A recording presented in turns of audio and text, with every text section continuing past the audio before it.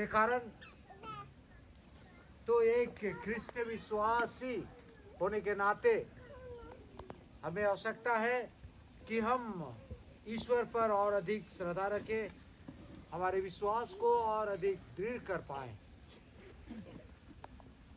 ये कल गुमला धर्म प्रांत में 2025 वर्ष यीशु ख्रिस्त के इस दुनिया में आने का जुबली वर्ष मना रहे हैं, अर्थात 25-25 करके जुबली वर्ष मनाने का विधि विधान है।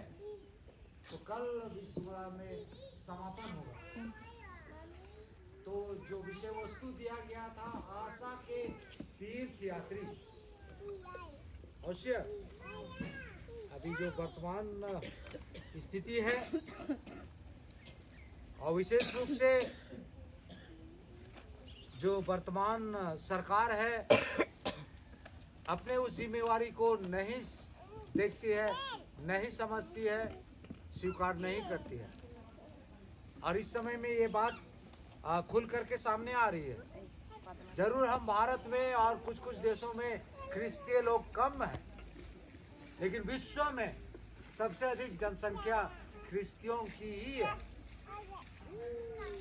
और इसलिए जो ख्रिस्तीय विश्वास है, जो हमें प्रेम की शिक्षा देती है, सिखाती है, और ये प्रेम केवल दुनियाई तौर पे नहीं, लेकिन ईश्वर ने जिस तरह से मानव को प्यार किया, उसके पाप के बाद भी, पाप करने के बाद भी, और इसीलिए उसने योजना बनाई और मनुष्य का ही सहयोग लेकर,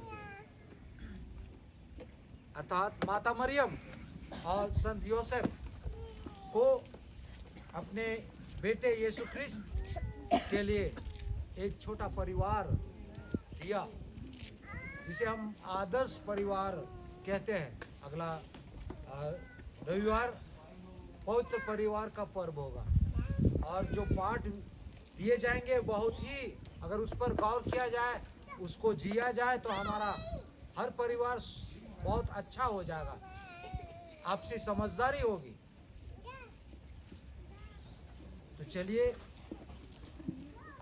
कभी ना कभी किसी तरह से हम ईश्वर से दूर चले जाते हैं और उस प्रेम, दया और क्षमा जैसे सद्गुणों से हम कट जाते हैं। आज जब हम माँ गोसालिया के लिए और उनके नाम में यहाँ एकत्र होते हैं, खान पान किया जाता है, और यही सोचकर कि इसके माध्यम से ईश्वर उनके पाप दोष को क्षमा करेंगे। साथ ही हम आज उनके जीवन दान के लिए जो जीवन दिया था, जरूर उसे अपने पास बुला लिया। आज हम धन्यवाद दें कि उनके माध्यम से ये परिवार, सगे संबंधी एक तरह से आपस में जुड़े रहे, और जैसे जैसे समय बीतता है